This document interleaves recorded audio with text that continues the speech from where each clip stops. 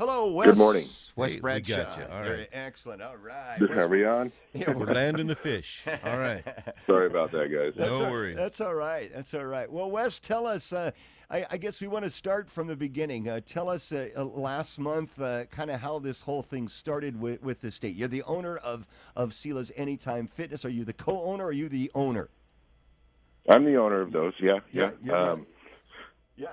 So it's let's see, what was it back 5 months ago or so? We had a 2-week shutdown, right? And which we shut down. We shut down for a little over 2 months total, and we used that time to kind of develop a cleaning protocol and find out the different chemicals and things we could do because we wanted to be open. We're an asset to our community. Right on. Being healthy is an important thing. Oh yeah. Especially if somebody's unfortunate enough to contract coronavirus, you're going to want to be in the best physical shape you can be in. And mental health and working out helps there too. So, Absolutely. yeah. Absolutely. And your immune health and all of that. I mean, we're really like more of a first line of defense. So, despite, the blanketed approach of like this business can be closed, this one has, can be open, that type of thing.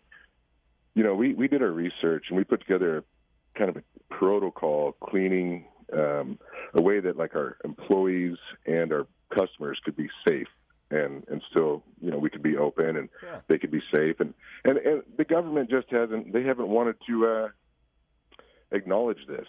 It's just easier for them to say that this type of business be closed, this type be open. And we've got medical experts that are saying, hey, our members and employees are safer when they're in our facility than when they leave our facility because of all the things that we do. And so these fines are really just So basically you get your protocols in place, you reopen after that 2 weeks, right? You reopen and what happens we opened then? we took 2 months and we reopened and then when we reopened and members are coming in just, oh, thank you so much. I mean, you're watching people come in, they just look depressed, when exercise is a part of your life and then it's taken away for, 2-3 months, that's a problem for people. Yeah. I mean, it's a major problem. And a lot of people are going through enough stuff right now that, and, don't forget too, I mean, they closed the parks for like a month too. Yeah.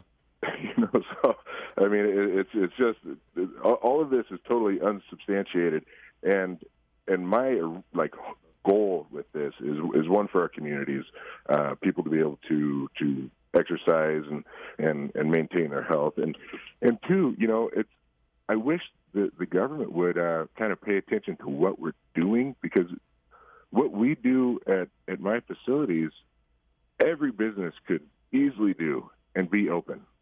And we would greatly reduce the risk of transmitting COVID-19. Oh, yeah, no doubt. So go ahead, Dave. I was going to say that assumes that the government wants our businesses open. Yeah. Right? Well, I mean, there you go. Yeah. I mean, that just gets back to the political component of all of this, and whether a fully functioning economy helps Democrats or Republicans. Yeah. The other aspect of this is, it's a lot of work, I would think, to monitor and check on things. And if they let you get away with it, Wes, then you maverick, you'll start a trend. And so we got to keep you in your place, because it's like, sheep in the pen. You sneak out and Right. the hillsides, and you know where the snakes are, and you know where the wolves are, and you can get out and have a full meal of grass and get back in. But if you go, all the other sheep are going to want to go, and they don't know as much as you. And next thing you know, wolves are at the door. I mean, that's got to be part of their thought process on this. It's not fair or right, but I'm sure that it is. It probably is part of that. I mean, they want to make an example, and there's an opportunity here to make a good example too. Yes, exactly. I mean, and that's really what it comes down to.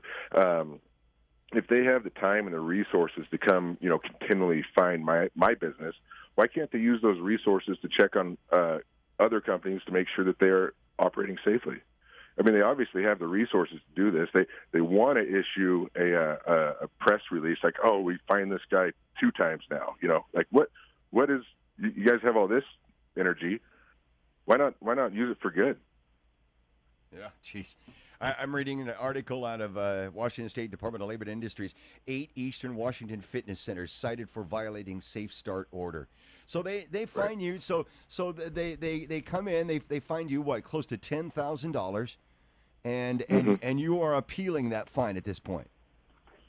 Yeah, we're in the appeals process, and they're still showing up fining us. Trying to take pictures and this and that. Are they and really? It's yeah, and they sit out in the parking lot and try to snap pictures that whatever they're doing, but really it's the only way they can. L&I deals with employees, so they're not actually able to attack this from a standpoint of like it's not safe for members. I mean, they haven't put anything into that. They're alleging that I'm creating an unsafe work environment for my employees. Yeah, they're having they're working the standard system. They're taking the standard things within a bad business and applying it to you because they can't legally say that your customers are there of their own choice. They pay a membership. I don't know, but I mean they're there. They've got an investment in it, and they're being healthy. So they have to go after you administratively. It's.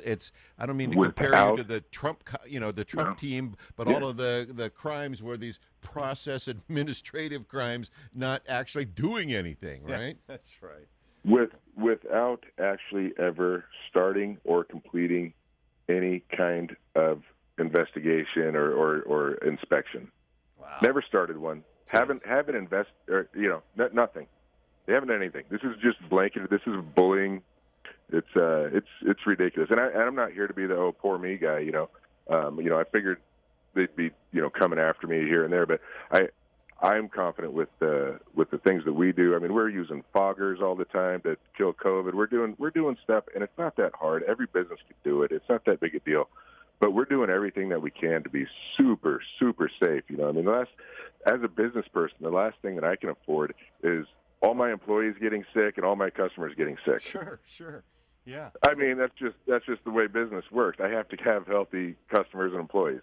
So that's important to me. Now, Wes, have they fined you more than the 10,000? Have they leveled? So far, I'm up at about close to 40,000 myself. 40,000 in fines from the state. Right. Wow. And then another franchisee has recently been issued another almost 40,000. I think the total is close to like 78 grand or something. Are you confident in your appeal? I am, yeah. We're doing everything right. I mean, we started. This isn't something where I'm just throwing my fingers up and saying, "Screw it, this is my right to be open." I mean, I started my defense before we opened. I mean, I wanted, like I said a minute ago, I need to keep my customers safe and healthy, happy. Yeah. If I'm not doing that, they're not coming back anyway. And so I am confident in our appeal. I mean, we're doing more than any kind of quote unquote essential business would be doing right now, and we provide a major health benefit. Yeah, I mean, look, if the pot stores are open, you guys should be open. We are literally the first line of defense. It's like nobody ever goes into the hospital, I don't believe, anyway. And say they did contract COVID-19 and they've got to go be hospitalized. And nobody's ever like, man, I wish I was in worse shape coming in here. Yeah, really. Well, for some of us, that's an impossible threshold to achieve. Right.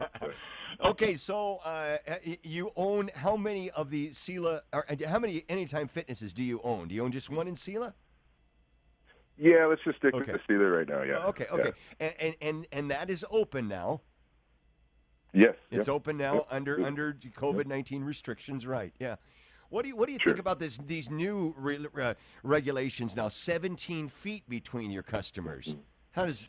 Yeah. It also kind of poses to how out of touch they are, really, because they also in that declaration or whatever they're calling it say 300 square feet per customer, and that's also in there, right? Yeah. Which is so you can establish your capacity. And so, I'm mathing, doing the deal, and we had been operating at 25%, just to be safe, right? Yeah. Well, after doing their new thing came out after doing it. Well, our capacity went up by one person. Oh, well, there you go. Okay. So that's good. So I mean, I don't know if we Hmm. were already above, beating the trend, or if they just don't know what they're doing. So, I'm voting for that one. Well, Wes, and boy, we know that there's just a huge amount of support out there for you. oh, there's so much. Yeah. We know that it's we just know that awesome. there were some people that were complaining, but I think they've just been totally outnumbered by the people that are in support of what you're doing. So, and please keep us in tune of exactly what's going on. We'll keep in touch with you. We know that Scott Brumbick is your competent attorney. And Yep, great man. yeah, and we just look forward to hearing how you're going to tell us one day that you beat it, and you're not going to have to pay $40,000 in fines, and that your business is back to normal. We look forward to that. That's a good one. Yeah. And we're Just helping our community. Yep. one last thing, Wes, and there's a new media advisory out, came out yesterday from the Public Health Partnership Director, Lillian Bravo, and it talks about Yakima County struggling with behavioral health issues. The things that we deal with in our lives, separate from being sick itself. It's the very kinds of things, the loneliness, the depression, all of those negative emotions and things like that. And again, one of the lifelong prescriptions for dealing with that is going to places like yours and putting in a little sweat equity on yourself, because it lifts all of those moods. So while we're getting official notifications from county health management about we're having these kinds of issues, you sitting there as a prescription and an antidote are facing fines for doing it. So Crazy. That's how backwards this thing is. It's a crazy world, right? That's for sure. Wes, well, you got our backing, and keep in touch with us, and we wish you all the luck. We'll keep in touch with your attorney as well, and behind the scenes, and hopefully the next time you're on the air, you'll have some great news for us that the fines have been dropped and you're back to normal. Boy, I sure hope so. Yeah. I appreciate you guys. Thank you very Thanks much. for the time. You got it. Good luck.